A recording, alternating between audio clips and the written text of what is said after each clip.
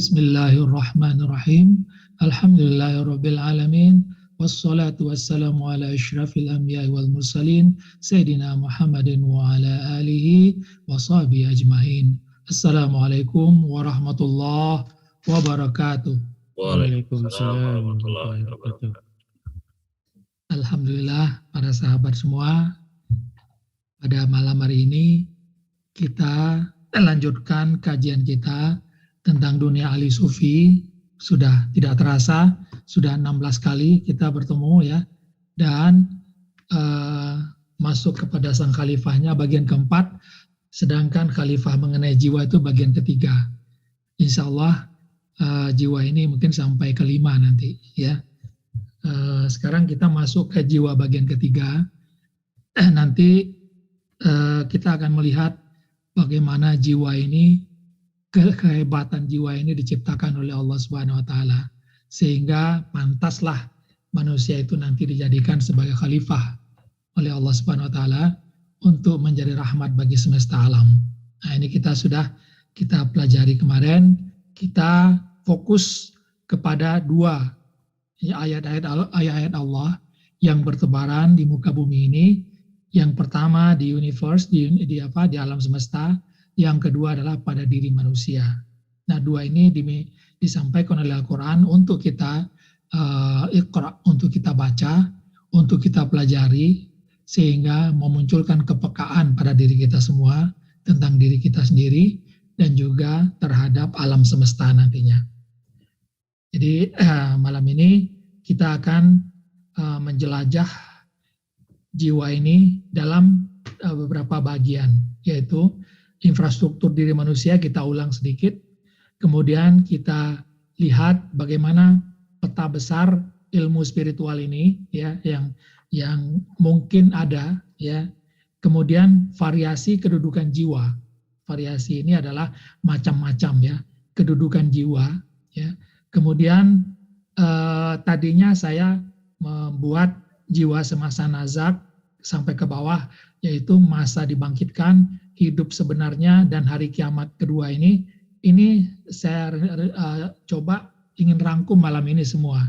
Tetapi setelah saya coba lihat ya, ternyata jiwa semasa nazak ini butuh waktu tersendiri nanti membahasnya sampai kepada kiamat kedua. Jadi malam ini kita hanya akan membahas tentang bagaimana peta besar ilmu spiritual dan variasi kedudukan jiwa. Jadi dua ini yang akan kita lihat. Ini adalah yang jiwa semasa nazak, ini next time yang akan kita bahas ya. Sampai dengan masa dibangkitkan, hidup sebenarnya, kemudian kiamat kedua. Ini nanti insya Allah minggu depan kita akan bahas ini. Jadi malam ini kita akan fokus kepada membahas peta besar ilmu spiritual dan variasi atau berbagai kedudukan jiwa yang ada di dalam tubuh kita. Pertama, kita ulang sedikit tentang infrastruktur ini. Ini sangat penting sekali ya, karena dengan bagan seperti inilah kita bisa memahami tentang jiwa kita sendiri dan bagaimana jiwa itu memimpin diri kita. Karena kalau di dalam ilmu kejiwaan yang lain itu tidak jelas yang memimpinnya siapa, yang dipimpinnya seperti apa, bagaimana memimpinnya. Nah, ini yang tidak jelas. Tetapi di dalam yang diajarkan, ilmu yang diajarkan oleh Alhamdulillah Ustaz Husain kepada kita jelas sekali ya, bagaimana tentang diri kita ini, dan itu dari Al-Quran, bukan dari mana-mana ya. Bagaimana jiwa kita ini adalah roh dan hati, itulah yang disebut dengan jiwa ya. Kalau dia masing-masing, maka dia disebut dia hati spiritual, yaitu minda, mata hati, dan telinga hati atau pendengaran ya, dan roh sendiri. Nah, roh ini kalau dia sendirian, maka dia tidak bisa berperan apa-apa ya. Dia hanya seperti sebuah tenaga saja yang kalau dia nanti kita lihat bagaimana kalau dia keluar dari tubuh ya, itu dia tidak bisa apa-apa kalau tidak ada hati atau minda yang mengontrolnya. Nah, ini yang paling penting itu seperti ini. Ya, nah inilah yang banyak dikelurukan orang tentang jiwa ini. Kadang-kadang jiwa ini orang juga mencarinya sebagai diri sejati atau roh al-qud dan sebagainya, dinamakan seperti itu. Ya, tetapi kita sudah jelas, sangat jelas sekali, jiwa inilah yang akan mengendalikan tubuh kita ini atau badan ini. Sedangkan nyawa dia akan menghidupkan tubuh ini. Roh ini dia akan berfungsi untuk apa? Untuk mengantarkan tenaga. Karena dia adalah sedikit kudrat ilahi yang ada di dalam diri kita. Ya. Kemudian roh ini juga akan menggendong rasa. Tadinya saya agak bingung tentang rasa ini. Apakah rasa itu ruh sendiri atau apa? Ternyata rasa itu tersendiri juga. Ada ciptaan tersendiri juga. Dan roh itu selalu menggendong rasa. Ya. Kalau roh ada di dalam tubuh, maka kita akan merasakan berbagai hal. Kalau roh di luar tubuh, maka kita tidak akan tubuh kita tidak akan merasakan berbagai hal. Nah, ini fungsinya nanti akan kita lihat. Kemudian dari situlah kita melihat bagaimana jiwa atau ilmu spiritual itu. Ya, ahli sufi spiritual itu adalah ilmu yang berhubungan dengan apa? Berhubungan dengan hati, roh, sehingga dia menjadi jiwa. Inilah ilmu spiritual yang jelas. Sedangkan ilmu yang berdasarkan tentang badan dan nyawa itu disebut dengan ilmu kedokteran biasa saja atau kedokteran umum, berdasarkan bagian-bagian tubuh kita. Silakan nanti kedokteran pelajari apa-apa yang mengenai badan atau nyawa ini. Sedangkan ahli sufi lebih cenderung berbicara tentang bagaimana ilmu spiritual atau ilmu kejiwaan. Dunia barat pun nggak lepas dari itu sebenarnya. Dia keluar dengan ilmu bermacam ilmu kejiwaan, ya, bermacam ilmu kejiwaan lahir di situ, ya. Jadi ini adalah bagian-bagian dari infrastruktur diri manusia. Kemudian kita lihat bagaimana peta besar ilmu spiritual ini. Peta besar ini maksudnya adalah global, ya. Secara global ilmu spiritual itu seperti apa, ya, ininya, tujuannya. Mari kita lihat. Kita selalu kadang-kadang ya mendengar istilah qalbu. Qalbu itu sebenarnya sederhana saja, yaitu istilah untuk keadaan minda yang bolak-balik atau keadaan hati yang bolak-balik. Ya, kalau dia tidak bolak-balik maka tidak disebut kalbu. Itu aja nanti. Itu akan kita lihat nanti bagaimana jiwa mutmainnah. Jiwa mutmainnah itu berarti tidak menjadi kalbu dia. Ya, mari kita lihat. Ya, ini adalah keadaan minda atau keadaan kalbu kita dalam keadaan sehari-hari tanpa mengenal yang disebut dengan zikrullah nanti. Jadi minda kita itu bolak-balik dia antara apa? Antara bersih, kotor, bintik hitam karena dosa dan maksiat, ya, atau dia suci atau holistik. Jadi itu yang bisa kita pahami bahwa bolak-baliknya itu ya benar-benar bolak-balik.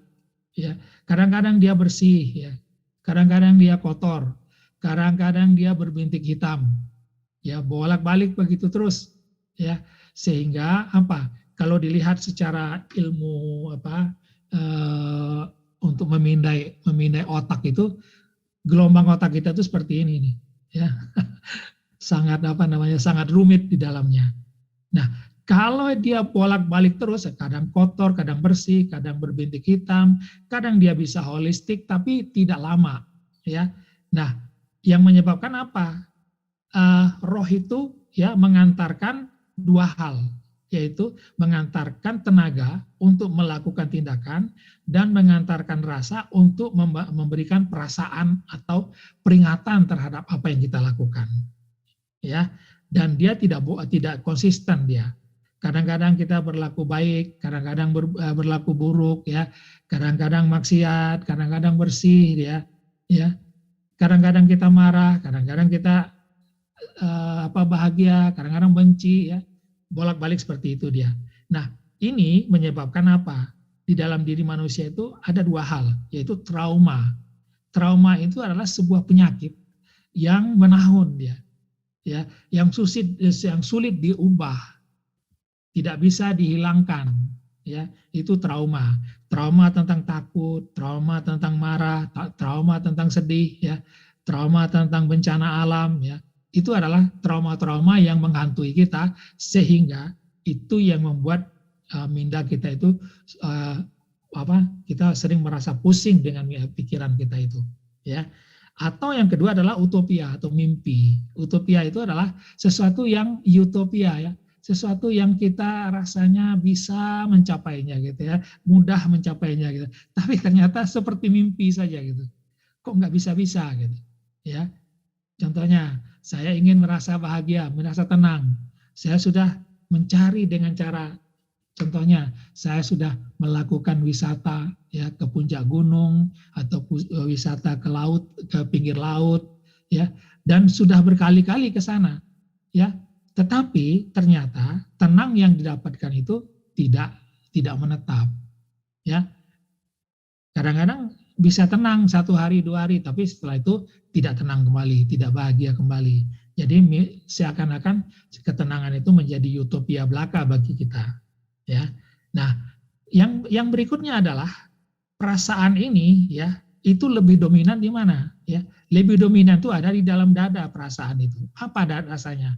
Al-Quran juga mengatakan bahwa kalau Allah menghendaki akan menunjuki seseorang, nah, jika Allah ingin menunjuki seseorang, maka Allah akan melapangkan atau membuka dadanya, ya, yasrah sadrahu, ya, menjadi lapang dadanya itu, ya, untuk menyerah atau menerima Islam, untuk patuh kepada apa yang telah Allah tetapkan. Nah, itu maksudnya. Jadi membuka dada itu kadang-kadang juga disalahartikan orang. Benar-benar dada itu yang dibuka, ya, dada itu yang dibuka, sehingga orang mencoba membuka dada ini dengan apa? Dengan tenaga, ya. Dulu saya begitu dikatakan seperti itu, membuka dadanya untuk Islam, maka dibuka dada itu dengan apa? Dengan tenaga, didorong, ya, didorong dengan apa? Dengan power gitu, ya, dirasakan tenaga di situ, ya, sehingga lama-lama dada itu memang ada bergetar di situ. Sama saja dengan waktu kita mendengar musik, ya, mendengar musik ketika bassnya berbunyi sangat keras, dum dum dum dum dum dum. Kalau kita berada dekat ini loudspeaker gitu, ya, terasa sekali tuh dada itu bergetarnya di situ. Nah, itu yang makanya di dalam pelatihan-pelatihan dulu, ya, itu dibuat speakernya itu yang besar sekali, ya, dan diberikan, dan orang diminta duduk di dekat speaker itu, sehingga begitu diberikan nyanyian sedikit, kemudian bassnya agak besar gitu, ya, lalu diberikan kata-kata yang kata-kata yang sedih, ya. Coba kamu bayangkan bagaimana menderitanya hidup ibu kamu saat mengandung kamu, saat melahirkan kamu. Nah, begitu dibuka ingatan seperti itu, dadanya digetarkan dengan bass tadi itu, maka kadang-kadang dia langsung menangis di situ. Karena menangisnya itu, maka dianggap bahwa dia sudah dadanya sudah terbuka. Nah, itu sebenarnya tidak seperti itu, ya. Nah, kemudian juga dada itu sempit dan keras, ya. Sempit dan keras atau lapang dan lunak. Ya, kalau sempit dan keras, maka kita juga merasakan tidak enak di dalam perasaan kita, ya. Kalau kita merasa terjepit, ya begitulah rasanya gitu. Ya, walaupun fisiknya tidak terjepit gitu, ya, tapi di dalamnya itu terasa terjepit gitu. Itu lebih sakit lagi sebenarnya. Ya, sama dengan orang yang lagi marah gitu, ya. Lagi marah itu kalau tidak keluar marahnya itu, maka dia akan tidak merasa sehat kalau begitu. Dia akan keluar tenaganya, marahnya itu keluar, baru dia tenang. Tapi setelah itu dia merasa capek sendiri, ya. Kemudian nafas, ya. Nafas itu kalau Allah ingin memberi petunjuk kepada kita, maka nafas kita itu diberi apa? Diberi lapang nafasnya, diberi halus dan lembut seperti nafas seorang bayi. Kalau tidak, maka nafas kita sering sesak. Sesak itu kenapa? Karena kalau kita marah, jiwa atau ruh kita ini memberontak, ya, karena ruh itu adalah tenaga. Maka kalau kita marah, kita ingin memukul. Kalau tidak memukul, maka balik lagi ke dalam diri kita. Seperti itu dia. Ya, maka nafas itu sesak dan memburu. Maka nafas ini juga telah dijadikan orang untuk apa? Untuk fokus konsentrasi. Karena kalau rasa itu sangat sulit. Kalau denyut jantung juga kadang-kadang terasa atau tidak. Tekanan darah kadang-kadang terasa atau tidak. Kalau nafas ini bisa dirasakan. Apa? Turun naiknya itu bisa dirasakan. Maka ini yang menjadi objek orang dalam bermeditasi. Kalau orang yang tadinya pikirannya rumit, pikirannya banyak dosa, banyak benda-benda, banyak harta bendanya yang ada di dalam pikirannya. Kemudian dia supaya dia tidak memikirkan itu lagi, maka mata hatinya fokus kepada gerakan nafas itu. Maka ini yang disebut dengan memerhatikan nafas. Inilah yang menjadi pokok di dalam meditasi yang ada sekarang ini, yaitu meditasi mengamati pergerakan nafas, turun naik, awal nafas di mana, akhir nafas di mana, itu menjadi objek, sehingga ketika itu diperhatikan, mindanya menjadi tidak memperhatikan lagi isi-isi yang lain. Hartanya nggak diperhatikan lagi, anaknya nggak diperhatikan lagi, ya. Kenapa? Pusat perhatiannya ditujukan kepada pergerakan nafas itu. Nah, ini yang menjadi membuat orang tidak berpikir. Kalau sudah seperti itu, nafasnya sudah bisa bisa dilihat nafasnya, dia tidak berpikir lagi, maka otomatis apa? Dadanya terasa lapang. Dada akan terasa lapang langsung. Ya, kenapa? Karena memang keadaan itu tergantung dari keadaan di minda atau kepala kita ini. Kalau ruwet di dalamnya, maka dadanya akan sempit. Itu. Nah, begitu juga dengan denyut jantung. Denyut jantung bisa cepat atau lambat atau normal. Sedangkan tekanan darah tinggi atau rendah dan normal. Nah, ini adalah keadaan di dalam dada. Inilah yang membuat orang berkonsentrasi kepada bagaimana mengelola dada ini yang disebut kalbu, keadaan bolak-balik di dalam dada. Mereka ingin mencapai kebahagiaan di dalam dada, merasa tenang di dalam dada gitu ya. Maka yang diolah itu dada, bukan mindanya yang diolah. Maka kalau mengolah itu tidak langsung dari pokoknya, maka hasilnya juga tidak akan sempurna. Nah, inilah keunggulan keunggulan zikrullah yang diajarkan oleh guru kita Ustadz Husain bin Abdul Latif, bahwa yang diolah itu, yang dibersihkan itu adalah ini, pokoknya yang dibersihkan, yang lainnya adalah akarnya, rantingnya saja yang lain itu. Nah, itu ya. Kemudian muncullah gelisah, depresi, yaitu hormon-hormon yang adrenalin umumnya. Kalau sudah gelisah seperti ini, ya, yang muncul adalah hormon adrenalin atau noradrenalin. Sedangkan hormon yang berhubungan dengan kebahagiaan sedikit sekali yang muncul, ya. Nah, kemudian ekspresi wajah kita, ya ini yang aneh gitu ya. Dari sekian banyak ekspresi wajah ini, kalau keadaan minda kita kotor, maka entah kenapa, ya, yang hilang itu adalah gembira. Hilang dia gembira itu. Ya, kita perhatikan ya di dalam pergaulan kita sehari-hari di Indonesia atau yang kita perhatikan selama ini, bahwa kita nyaris kehilangan kegembiraan itu di dalam hidup gitu. Ya, yang ada tuh hanya ini saja nih, ada sedih, terkejut, jijik, marah, takut, ini aja bolak-balik ya. Kadang-kadang ya sekali-sekali gembira gitu ya. Itulah ekspresi yang muncul. Yang tidak kalah penting lagi adalah munculnya ada chatting di dalam otak kita ini. Wiswas, taktik. Tidak berhenti itu. Ya, seakan-akan ada yang sedang memberikan kita opini-opini di dalam pikiran kita. Ya. What I call monkey mind is chatting, pala yada. So monkey mind is giving your opinion. What I call monkey mind is chatting, pala yada. So monkey mind is monkey mind ini adalah suara-suara yang ribut, chatting di dalam pikiran kita, yang selalu memberikan kita ini opini-opini yang kalau seperti ini, opininya itu seperti burung terbang dia, kemana-mana liar gitu ya. Tetapi kalau ilham untuk pengajaran, dia akan tumbuh seperti bunga dia. Seperti bunga, ini indah sekali disampaikan oleh Ustaz kita dulu. Kalau ilham yang muncul untuk pengajaran, maka dia akan tumbuh seperti bunga. Bunga yang tumbuh mekar ya, sampai dia sempurna. Ya, kepahamannya jadi sempurna. Tetapi kalau chatting seperti ini, dia seperti burung. Ya, dia terbang kemana-mana, terbang ke kiri, ke kanan, ke atas, ke bawah, terbang kemana-mana dia. Jadi tidak ada fokus dan itu membuat kita capek. Ya. Nah, kalau dilihat secara dunia kedokteran ya yang berhubungan dengan sinar apa ya yang ada di rumah sakit itu, yang kepala kita dimasukkan ke dalam ya, itu terlihat sekali bahwa gelombang otak kita itu tidak sinkron antara kiri kanannya ya. Kiri kanannya itu benar-benar ada ketidaksamaan atau tidak sinkron gelombangnya itu. Ya, seperti ini keadaannya. Ya, kemudian apa?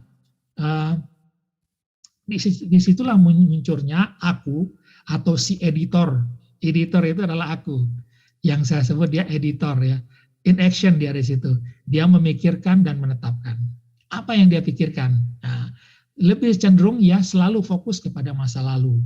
Ini kecenderungan aku itu ya. Jadi di dalam minda itu ya dia chatting sendiri ya. Dia nanti akan merasa orang yang menjadi korban. Kenapa korban?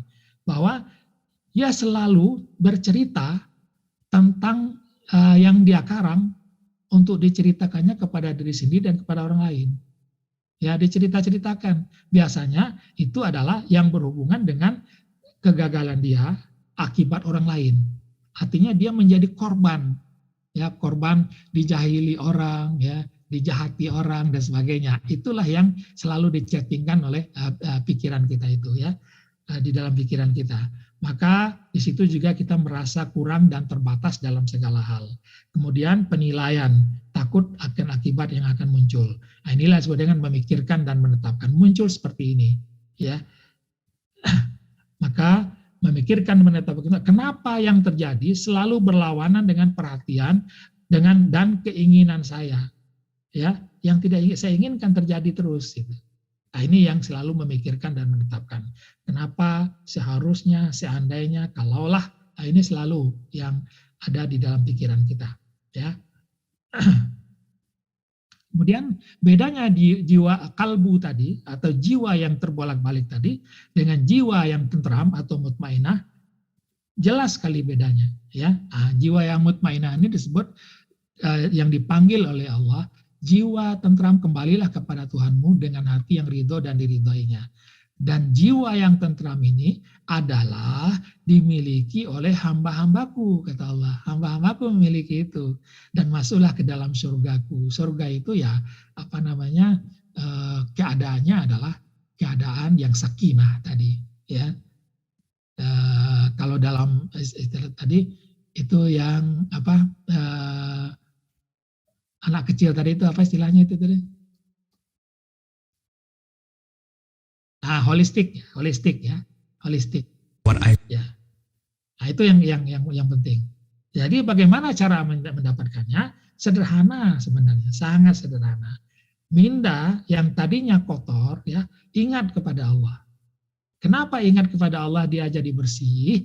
Karena Allah adalah tidak serupa, tidak sama, tidak bisa dibayangkan, dan tidak bisa dilihat dengan mata. Inilah yang membuat minda kita bersih. Karena tidak ada rupa, tidak ada umpama. Ya, begitu kita ingat Allah, dia bersih. Dan ditambah dengan pandangan ihsan. Pandangan ihsan ini adalah kemanapun mata hati saya memandang, ya saat mata saya dibuka, maka yang terpandang adalah yang maha halus. Ya. Atau kalau tidak bisa seperti itu, yang terpandang adalah zat. Boleh seperti itu. Tapi lebih enak nanti kalau ya kemanapun mata memandang, ya saat saya berjalan, saat bekerja, saat beraktivitas, maka yang terpandang adalah yang maha halus. Itulah yang sedang menjalankan aktivitasnya. Nah, kalau ini kita lakukan secara istiqomah, ya, yang tadinya minda kita kotor, maka dia akan menjadi bersih, ya, menjadi bersih dan suci dia. ya, sehingga seperti anak kecil tadi minda kita. Dan keadaan ini tentu saja membuat roh menyuplai energinya untuk melakukan tindakan-tindakan untuk ibadah, untuk Islam, untuk reda. Itu insya Allah lebih mudah untuk didapatkan. Dan yang terpenting adalah perasaan menjadi tentram. Ya, nah kalau rasa sudah tentram tadi, ya, yang pertama rasa ini ada di dalam nafas kita yang tadinya sesak dia menjadi ringan, ya. Kemudian rasa yang ada di dalam dada kita tadi sempit dan keras gitu ya menjadi lunak dan lapang. Kalau itu perasaan itu disebut dengan perasaan yang tentram. Ruhnya sudah tentram, mindanya sudah tentram, inilah yang disebut dengan nafsul mutmainnah. Ya. Nah, itu yang diharapkan manusia itu seperti itu. Kalau pikiran tentram, ya, kemudian keadaannya holistik, kemudian di dalam jiwa kita juga menjadi lapang, lunak, nafasnya halus, lembut, ya. Nah, kalau kita nanti zikrullah, ya, sampai kepada nafas yang lembut ini, itu enak sekali dia, ya.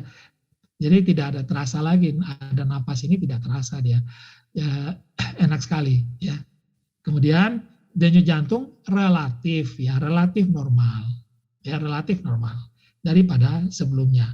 Tekanan darah juga relatif normal. Nah, ini adalah kalau keadaan dada kita seperti ini, maka disebut dada kita siap, ya, dada kita siap untuk menerima keadaan-keadaan yang nanti ilmu ataupun ilham yang datang ke dalam pikiran kita membuat dada kita tuh semakin tenang, semakin bahagia dia. Ya, apapun juga yang menimpa kita tidak terlalu membuat kita bolak-balik lagi. Nah, ini dia. Maka muncullah hormon-hormon serotonin, ya, dopamin, ya, oksitoksin. Inilah hormon yang melimpah di dalam aliran darah kita. Dan ekspresi wajah kita, ya, yang tadinya yang 5 ini yang muncul, ya, terkejut, sedih, jijik, marah, dan takut, tiba-tiba berubah. Ya, ini tidak muncul, sering menyampaikan ini. Nah, ini ya seperti wajah Bang Bayu sekarang gitu. Jadi Bira yang disebut juga oleh guru kita Pak Ustadz, itu adalah senyum ma'rifat, ya. Ini dia, ya, tepuk-tepuk tangan, ya, ada mulut diam, ada mata lihat, ada telinga dengar, tepuk-tepuklah tangan, senyumlah gitu ya. Itu ya ekspresi wajah otomatis entah kenapa gitu ya. Ada perubahan yang mendasar seperti ini, ya. Lalu ya, beribadah pun menjadi sebuah aktivitas yang mengasyikkan sekarang, ya. Kita bisa zikrullah dalam sholat, sesudah sholat, dalam kehidupan sehari, ya.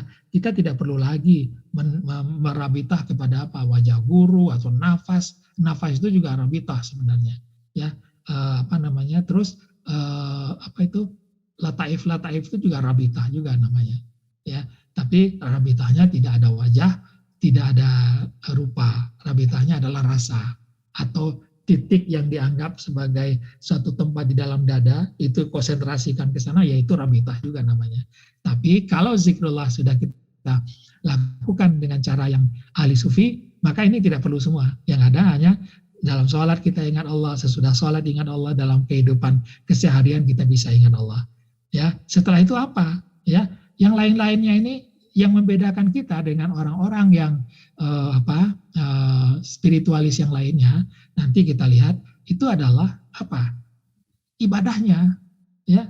Kita ahli sufi dengan alhamdulillah kita bisa sholat tahajud tiap malam, puasa hari-hari, ya, kemudian baca Al-Quran, ya. Nah, yang di bawah ini kayak sedekah, zuhud, kasih sayang, ini adalah siapapun bisa melakukannya, ya. Semua orang bisa melakukan ini. Bedanya yang di atas adalah untuk kita umat Islam sebagai syariat Islam, ya, dan sebenarnya takut kepada Allah, ya, dan zikrullah ini. Inilah beda bagi kita dengan ahli-ahli spiritual yang lain yang seperti New Age movement dan sebagainya, ya. Nah, sebenarnya takut kepada Allah, berdoa, NST, ROC. Nanti kita praktekkan nanti. Nah, kalau begitu, keadaan gelombang otak kita menjadi sinkron ya. Nah, ini dia. Kelihatan sekali bahwa tadi yang ada di kiri kanannya itu tidak seimbang ya, tidak sinkron. Sekarang dengan keadaan seperti tadi dia menjadi sinkron. Ya, kelihatan sekali tuh di tengah ini. Nah, inilah yang disebut nanti tempatnya base camp nantinya. Ya, ingatan itu di atas, ya ke atas ingatannya. Ternyata itu dibuktikan oleh ilmu apa itu sinar X atau apalah namanya ya. Yang sering saya juga pernah dulu otak ini dimasukkan ke dalam mesin itu, dilihat gelombang otaknya seperti apa dulu. Karena saya pernah mata ini tiba-tiba dia lamur gitu ya. Dilihat ada konslet nggak di dalam, ternyata alhamdulillah nggak. Nah, keadaannya seperti ini kalau kita menjadi tidak terbolak-balik lagi di dalam hati atau pikiran kita. Maka terjadi perubahan, ya, tidak sinkron menjadi seperti ini. Nah, ini luar biasa pengaruhnya, luar biasa pengaruhnya. Nah, ini gambar yang juga menjadi favorit saya, yaitu bahwa kemanapun kita pergi kita menjunjung ingatan kepada Allah. Orang menjunjung ingatan kepada harta benda, kenikmatan dunia, anak, istri, suami, dan sebagainya. Tapi kita insya Allah bisa kemana saja menjunjung ingatan kepada Allah. Nah, ada rahasia di dalam rahasia akbar. Ini yang lebih menarik lagi. Kalau kita lihat ya, kita sudah membahas kemarin bagaimana spiritualitas itu sebenarnya ada beberapa bagian. Tapi orang umumnya kenal hanya 3. Ya, ahli mistisme barat atau dari India, dari timur jauh. Apa bedanya? Mereka melakukan meditasi, trans, mendapatkan keadaan trans, tenang, puasa, kemudian mistik, penyembuhan, dan fokusnya adalah cakra, nafas, dan vibrasi atau getaran.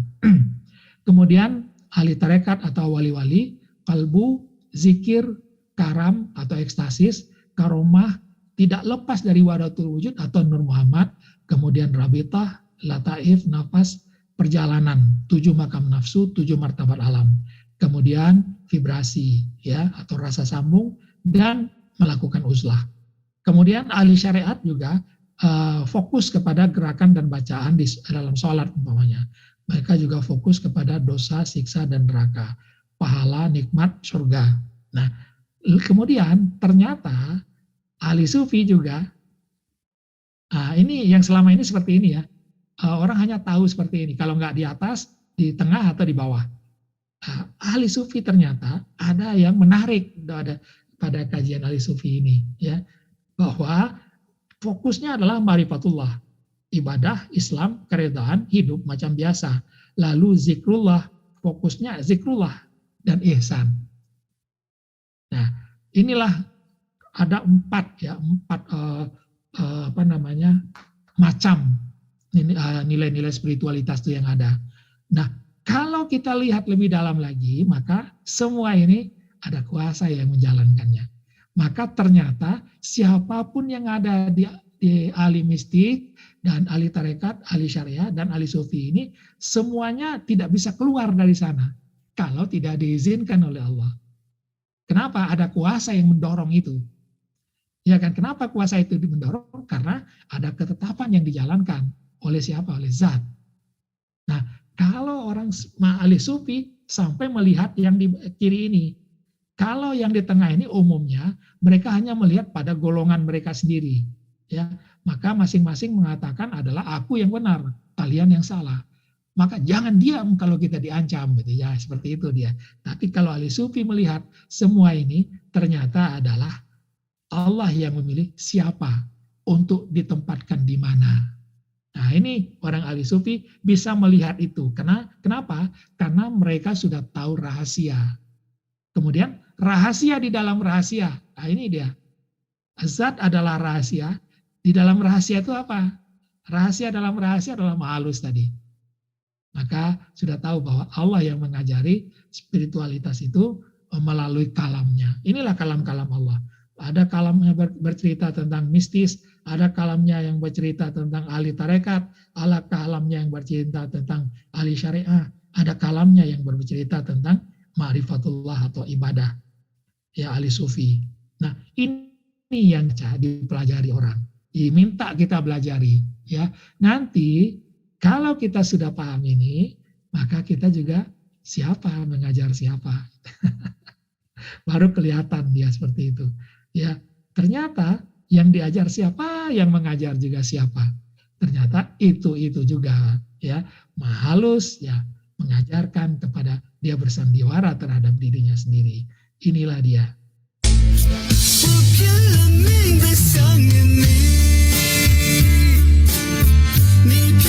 Kelihatan ada tangan, ya, tangan, orang bermain dengan tangannya.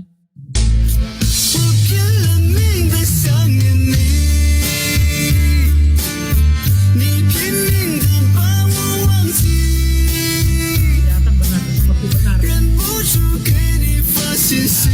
Gerakan mulutnya seperti benar gitu, tapi kita tahu bahwa itu hanya main-mainan saja. Ada masalah. Nah, ini, ya. Maka dengan memahami semua tadi, maka muncullah perasaan berkelimpahan di diri kita. Karena sudah tahu rahasia dalam rahasia. Nah, inilah peta besar, ya, dari ilmu spiritual yang ada. Ya, di luar itu rasanya sedikit sekali kalau apa namanya dicari-cari lagi. Ya, itu saja udah cukup, luar biasa banyaknya 4 itu. Ya, tapi alhamdulillah kita sudah diberikan kesempatan untuk mencicipi bagaimana spiritualitas ahli sufi. Ya, alhamdulillah. Nah, sekarang baru masuk kita kepada variasi kedudukan jiwa atau raga. Ya, ini adalah infrastrukturnya, ya, yang lengkap. Kita sudah tahu, ya, dalam kajian yang lalu ada hati, terdiri dari minda, mata hati, pendengaran, roh yang berhubungan dengan kuasa dan rasa, nyawa, kehidupan atau eksistensi, badan atau yang diurus. Tapi kita sudah tidak hanya di sini saja pahamnya. Kita sudah tahu bahwa ini ketetapannya dan ada berasal dari zatnya. Nah, ini paling tidak kita sudah paham tentang ini. Kalau orang lain mungkin pahamnya sampai di sini saja. Kita alhamdulillah sudah sampai ke belakang. Ya. Nah, kemudian bagaimana kedudukannya dalam keadaan normal? Ini dia. Ya, dalam keadaan normal, hati dengan roh ini, ya, kadang-kadang dia bersatu, kadang-kadang dia tidak bersatu. Kalau bersatu, maka dia menjadi jiwa. Ya, maka nyawa dengan body ini, dengan badan ini selalu bersatu. Karena selama nyawa masih di kandung badan, nyawa akan selalu berada di badan ini. Nah, kalau dalam keadaan normal, ini biasa seperti sekarang nih, lagi duduk, semuanya bersatu tuh semua. Nah, kita akan melihat variasinya seperti apa. Mari kita lihat. Nah, ini ada beberapa variasi. Pertama kita lihat dalam keadaan tidur. Bagaimana dalam keadaan tidur? Nah, apa gunanya kita memahami ini sehingga supaya apa? Supaya kita tidak jahil lagi, supaya kita tidak bodoh lagi untuk menilai keadaan-keadaan seperti ini apa sebenarnya. Orang nanti bercerita ABC, kita bengong gitu ya. Nah, dengan memahami ini, apa yang diceritakan orang kita bisa, oh ya, yang diceritakan benar, atau yang diceritakan itu nggak salah atau gimana. Itu gunanya. Jadi inilah alhamdulillah ilmu yang diberikan oleh Aribillah Ustaz Husain guru kita, sehingga hal-hal yang berkenaan dengan kedudukan jiwa pun kita bisa memahami dengan baik. Seperti dalam keadaan tidur. Ya, dalam keadaan jaga, ya, ruh dengan nyawa itu, ruh dengan minda itu selalu bersatu. Ruh itu dia ruh itu membesar ke seluruh tubuh dan minda ada di atas. Itu dalam keadaan jaga. Kalau dalam keadaan tidur, dia mengecil, ruh mengecil, ya, minda turun ke dada, maka jiwa itu di dalam dada dipegang oleh Allah seperti itu, sehingga kita tidak bisa bergerak dalam tidur itu, ya, tidak bisa menggerakkan tubuh lagi. Kemudian kalau dalam pergantian jaga dan tidur, ya bolak-balik seperti itu aja. Kadang mengecil, kemudian membesar saat bangun, mengecil saat tidur, begitu aja terus tuh, ya. nggak berhenti ya. Kapan kita tidur dia mengecil. Terus, nah ini dia kalau dibayangkan digambarkan roh mengecil, ya tenaga dan rasa terkumpul di ulu hati atau di dalam dada, kemudian hati turun ke dalam dada menjadi jiwa. Ya, maka jiwa dipegang oleh Allah, kemudian raga istirahat. Ini adalah keadaan tidur. Ya, keadaan tidur seperti ini dia. Nah, inilah saat-saat yang paling aman. Ya, kalau kita mempunyai anak, ya, saya kemarin sholat di masjid, anaknya umur berapa ya, 3 tahun atau apa, nakal sekali di sholat Jumat itu. Ya, sebelum khatib khutbah saja dia lari kemana bicara, tetapi begitu dia tidur ya tertidur di samping bapaknya, aman masjid itu. Nah, ini adalah masa-masa yang paling aman bagi seorang ibu atau bapak terhadap anaknya yang hiperaktif. Ya, nah ini ada ayatnya, Allah memegang jiwa orang ketika matinya dan memegang jiwa orang yang belum mati di waktu tidurnya. Maka dia tahanlah jiwa orang yang telah dia tetapkan kematiannya dan dia melepaskan jiwa yang lain sampai waktu yang ditentukan. Ini ayatnya ya. Kemudian bangun normal. Nah, bangun normal biasa.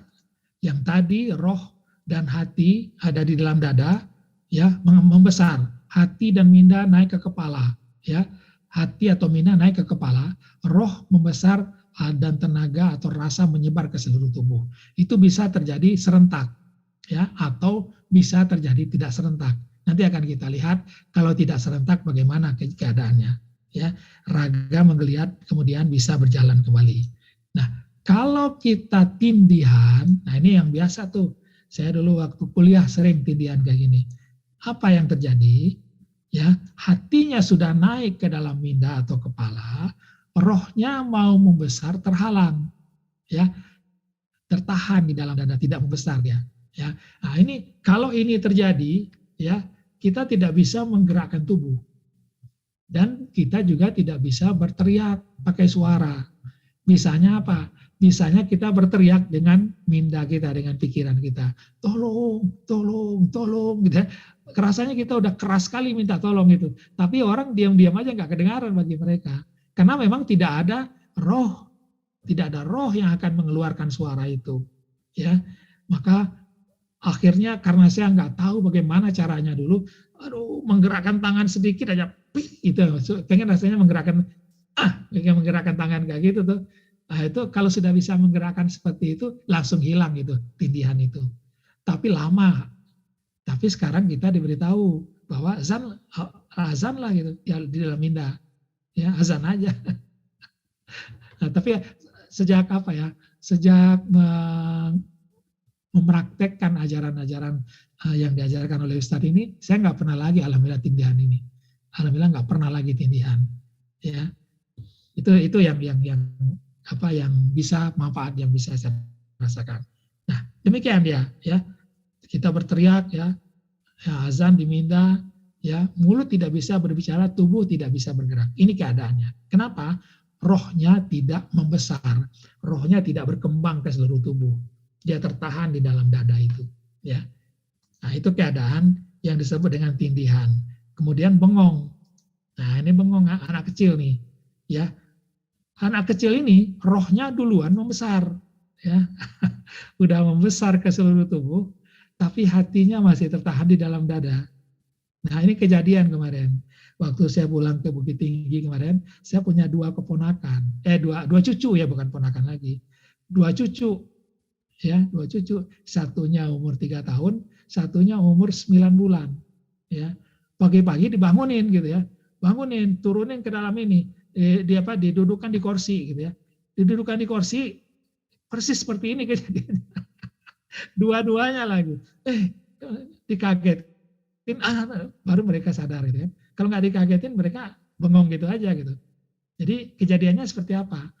Rohnya sudah membesar duluan, tapi hatinya masih tertahan atau belum naik ke atas kepalanya. Nah, ini keadaannya seperti ini. Jadi raganya bengong aja gitu. Kemudian dikagetkan ya. Ini kejadian kemarin dengan waktu pulang ke Bukit Tinggi saya. Setelah itu apa? Alam mimpi.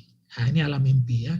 Alam mimpi ini adalah bagaimana pertama roh masuk ke keluar masuk ke alam mimpi, rohnya yang masuk ke alam mimpi, berjalan di alam mimpi.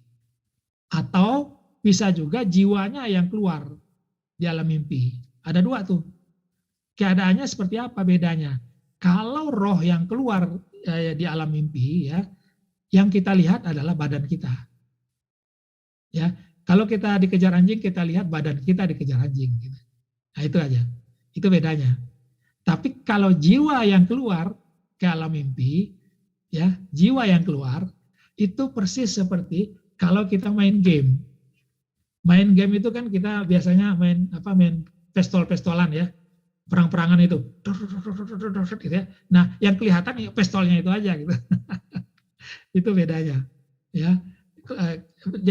Badan kita yang kelihatan pistolnya itu aja, tapi yang lain kelihatan ya lawan kita kalau di dalam mimpi itu ada lawan ya kelihatan ya, tapi diri kita yang kelihatan hanya senjata kita saja. Nah, itu bedanya kalau jiwa dengan roh. Kalau roh yang kelihatan adalah badan kita yang jatuh, badan kita yang sakit dan sebagainya. Nah, ini bedanya roh di alam mimpi atau jiwa di alam mimpi ya. Nah, ini perbedaan dalam mimpi. Kemudian tersesat, ini sama. Kalau tersesat, jiwanya yang tersesat. Di mana? Di alam roh, ya, atau di alam bunian dan sebagainya. Tersesat di situ, ya. Nah, nggak bisa pulang, ya. Itu dia tersesat. Begitu juga dengan koma. Nah, bagaimana membantu orang yang seperti ini? Ya, ruh orang ini mindanya sedang pergi entah kemana, bisa ke alam gaib yang sangat besar. Kalau hilang, bagaimana mencarinya? Ya, panggil namanya, ya, bukan dengan mulut, tapi dengan minda kita, atau mainkan lagu kesukaan dia. Nah, ini kalau koma ya, kalau tersesat juga seperti itu. Nah, dalam keadaan seperti ini ada satu hal yang sering kita tonton di TV, yaitu tentang mati suri. Mati suri itu sebenarnya adalah orang yang keadaan sakit atau koma juga, tetapi dia punya memori-memori yang sangat kental atau banyak tentang apa? Tentang alam barzah, tentang sakit mati, tentang siksa akhirat, ya, tentang siksa neraka, ya. Nah, itu yang banyak di memori dia, sehingga jiwa dia masuk ke dalam memori itu, ya. Dikatakan bahwa saat mati itu sakit seperti sembilu, ya, ditarik, disobek dengan sembilu tangan kita, gitu ya. Tapi tidak seperti itu.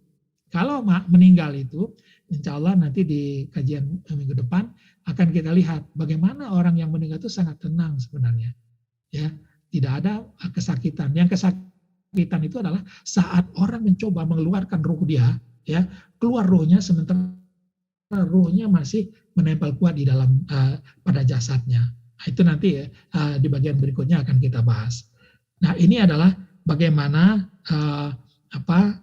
tersesat atau minda atau jiwanya keluar, ya, tersesat di alam gaib dan sebagainya. Kemudian masuk kita kepada keluar roh.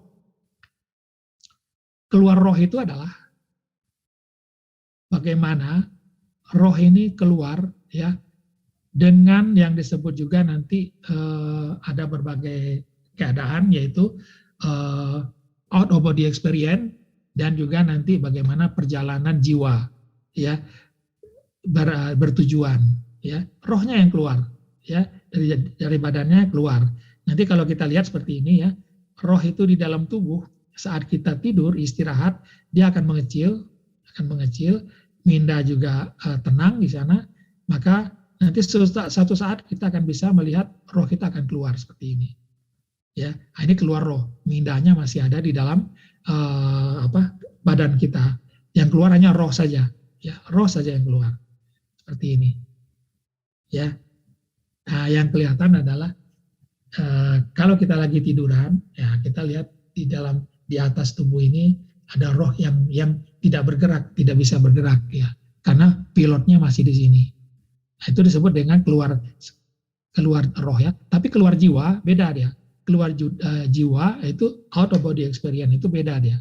Itu roh keluar, ya, kemudian bisa diikuti oleh minda, ya, atau sekaligus dua-duanya keluar, ya, bisa keluar roh dulu, ya, kemudian minda menyusul, maka ini disebut dengan out of body experience, ya, dan roh ini sudah bisa melakukan berbagai aktivitas, contohnya berjalan ke suatu tempat yang pernah kita kenal. Sedangkan kalau kita melihat ke bawah, kita akan melihat jasad kita tertidur. Ya, ini banyak sekali orang yang mengalami seperti ini. Ya. Nah, ini kalau sekaligus ya. Kalau tadi dulu masing-masing ya, roh dulu keluar, kemudian baru minda mengikuti, atau dua-duanya sekaligus naik ke atas. Nah, itu keadaannya seperti itu. Nah, nanti akan kita bahas di jiwa bagian kelima, insya Allah nanti. Nah, ini dia keluar jiwa, out of body experience-nya ke suatu tempat. Kemudian keluar jiwa sudah ya, keluar jiwa sudah tadi udah. Nah, kemudian tak bertujuan ya, keluar wisata jiwa tapi tak bertujuan ya. Ya ini aja, melihat tubuh atau berada di awan gitu ya. Ya kalau dulu waktu di tarekat saya sering ke rumah main dari tempat suluk ya, dari tempat suluk main ke rumah gitu.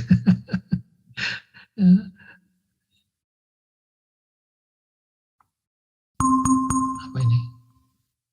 Fault? Apa nih Pak Bayu?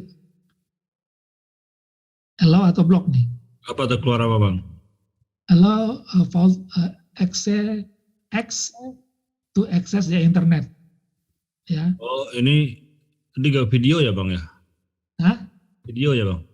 Nggak ada video. Oh, kalau nggak ada ya di... Allow atau block? Di allow aja. Allow aja ya. Oke. Ya. Dia ada akses ke internet kayaknya. Oke ya. Terus itu ya. Nah kemudian astral projection, nah ini yang bertujuan ya. Bertujuan ini ya diproyeksikan kemana?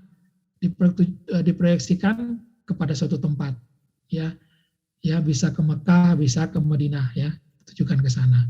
Ini disebut dengan keluar jiwa atau astral projection atau perjalanan jiwa bertujuan ya. Nah caranya ya seperti tadi ya. Kita tujukan ke sana ya, dan duduk di dalam Masjidil Haram ya, atau ke tadi Nabawi ya, Masjidil Haram, duduk di dalam. Nah, Ustadz menunggu-nunggu kita itu kalau ada yang sudah bisa. Oke. Kemudian lock-in syndrome, ini adalah yang mengalami merasa terkunci di dalam dirinya ya, rohnya keluar ya, sehingga dia hanya bisa mengetahui keadaan dirinya saja, tapi dia tidak bisa bergerak. Dia masih bisa mendengar ya, tapi dia tidak bisa bergerak ya, rohnya tidak bisa masuk ke dalam, soalnya ada kerusakan atau apa di dalam tubuhnya ini ya. Ini dikatakan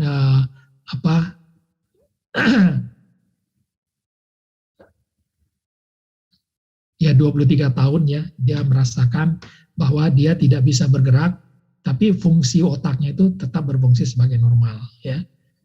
Ya, dia mendengar, tetapi dia tidak bisa melihat ya. Mungkin kalaupun dia bisa melihat karena mata hatinya bisa terbuka ya, tapi biasanya mendengar. Nah, begitu juga orang yang mengalami bagian-bagian tubuhnya yang rusak ya, kemudian pada saat operasi otak disentuh otaknya, satu bagian otaknya, maka bagian tangan atau kaki dari pasien itu bisa bergerak, seperti itu dia.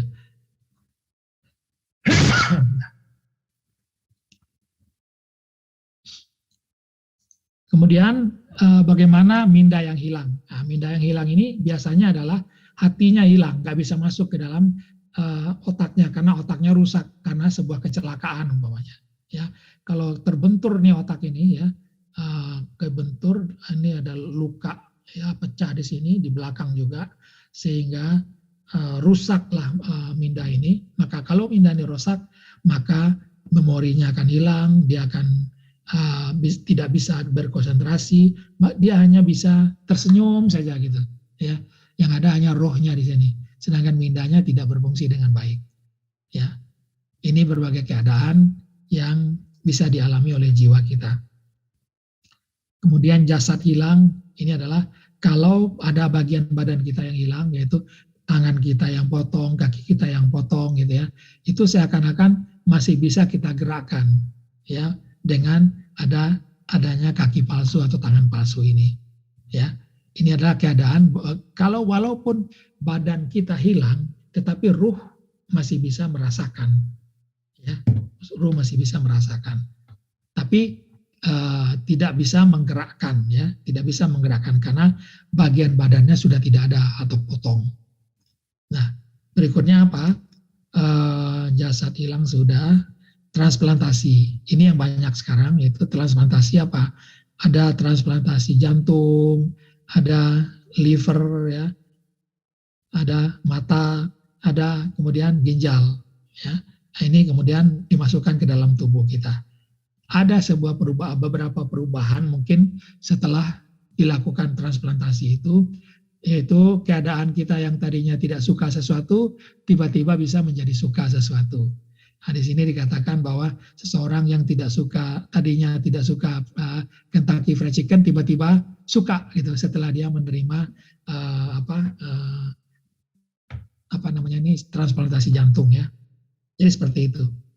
Seakan-akan jantung itu pun membawa memori-memori juga. Nah, kemudian mata hilang, ini yang menarik. Kalau mata hilang, maka orang bisa melihat melalui telinga. Nah, ini yang di televisi. If you guys can see with your eyes, and we can see with our ears. It's not a matter of enjoying it more or less. It's about enjoying it differently.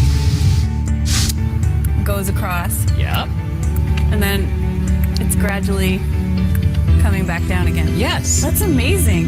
I can like see the car. Holy mother. Yeah, I know. The passing it for you on the right. I think you're okay. I love being blind. If I had the opportunity, honestly, I wouldn't go back to being sighted. The bigger the goal, the more obstacles you'll face. And on the other side of that goal is victory. Stop. Dia melihat benda-benda yang ada di depan dia itu dengan apa? Dengan membunyikan seperti itu. Seperti kelelawar ya, kelelawar di malam hari mendengar setiap pantulan itu dia akan tergambarkan oleh dia di ruangan itu ada apa, ya, di ruangan itu ada apa. Ini juga nanti bisa dipelajari. Alhamdulillah dulu saya mempelajari ini bagaimana menerobos benda-benda atau mencari benda-benda dalam keadaan mata tertutup. Nah ini bisa kita insya Allah kalau dilatih ya. If you guys He's not even using his hands. Instead, he sees with sound. Dia mendengar. He makes a sharp click which bounces back off nearby objects. Amazingly, Ben's Di dalam cerita silat ini adalah pendekar buta ini. Pendekar buta. Ya. Nah, demikian ya sekelumit tentang berbagai variasi keadaan jiwa ya. Nanti minggu depan insya Allah kita akan masuk kepada bagian-bagian berikutnya, yaitu bagaimana jiwa semasa nazak, bagaimana masa dibangkitkan, hidup sebenarnya, kemudian kiamat kedua. Nah, ini insya Allah nanti kalau kita ini paham, maka kita kalau membantu orang meninggal, insya Allah sudah bisa nanti. Ya. Demikian Bang Bayu, pada jiwa bagian ketiga ini kita selesaikan dua topik besar, yaitu bagaimana secara global ilmu spiritual yang ada, kemudian variasi kedudukan jiwa. Demikian Bang Bayu. Assalamualaikum warahmatullahi wabarakatuh. Alhamdulillah. Waalaikumsalam warahmatullahi wabarakatuh. Terima kasih Pak Deka. Semakin jelas ya, semakin clear sahabat semuanya. Semoga kita semua bisa mengambil manfaat. Baik, Pak Deka, seperti biasa, 10 menit untuk zikrullah. Ya, baik. Sebelumnya saya coba sedikit ya, share yang baru.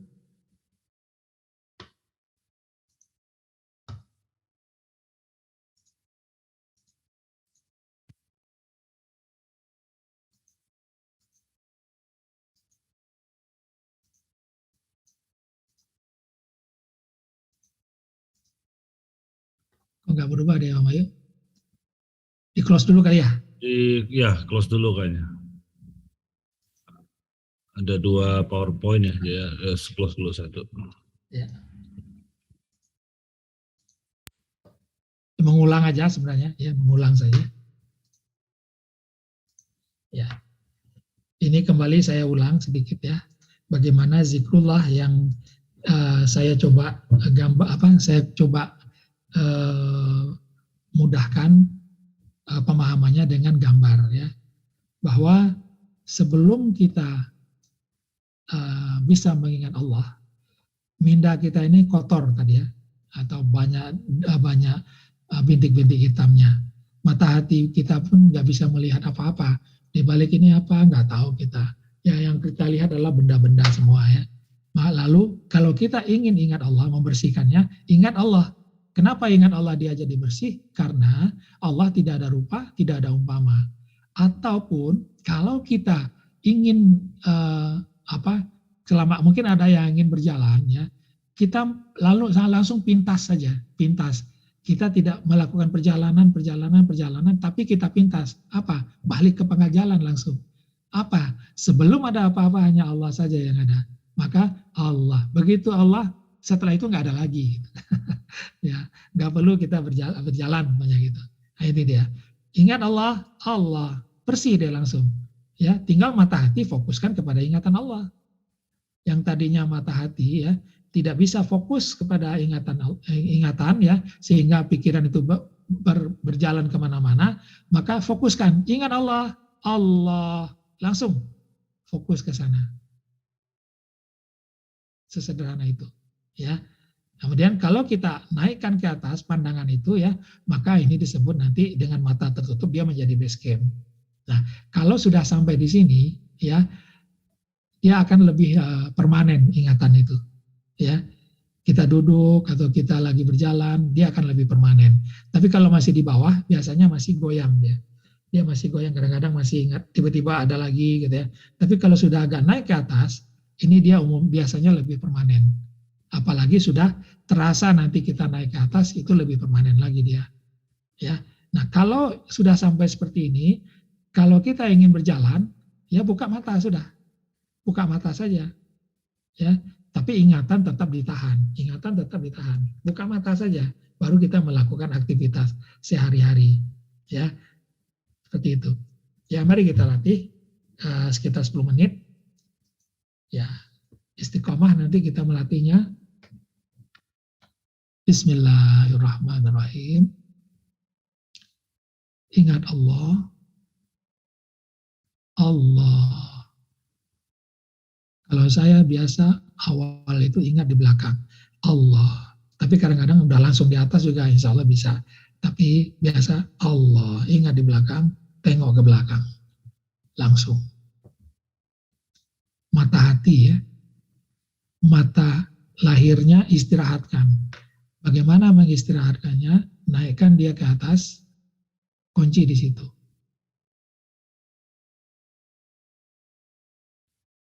Kalau mata sudah naik ke atas, hitamnya sudah naik, maka barulah mata hati ini sebenarnya bisa ditengokkan ke depan, ke belakang, atau ke atas.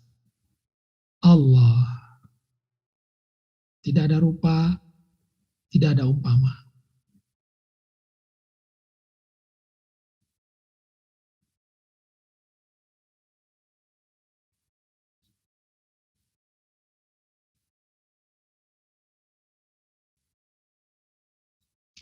Kalau mau dibuka matanya, nggak bisa dibuka. Itu tandanya sudah dikunci. Mau dibuka, nggak bisa dibuka.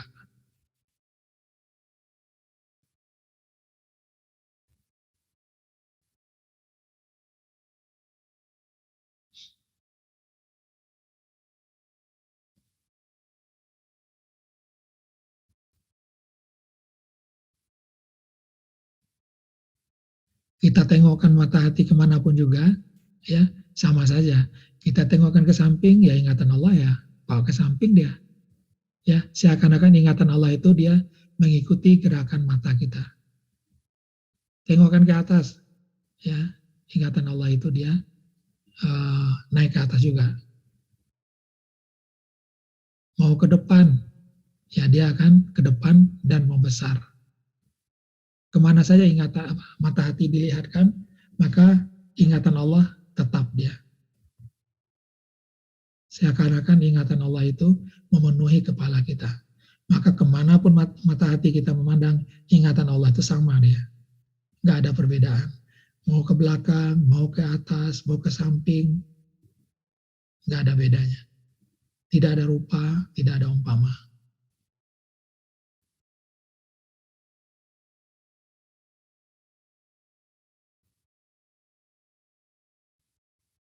Kalau sudah bisa merasakan ingatan Allah itu penuh di dalam pikiran, di dalam kepala kita, batok kepala kita, baru kita bisa sedikit menaikkan ke atas. Pandangan mata hati naikkan ke atas ubun-ubun. Sejengkal, cukup sejengkal. Tidak ada rupa, tidak ada umpama. Ingatan itu ada di atas dia sekarang. Konsisten istiqomah. Allah.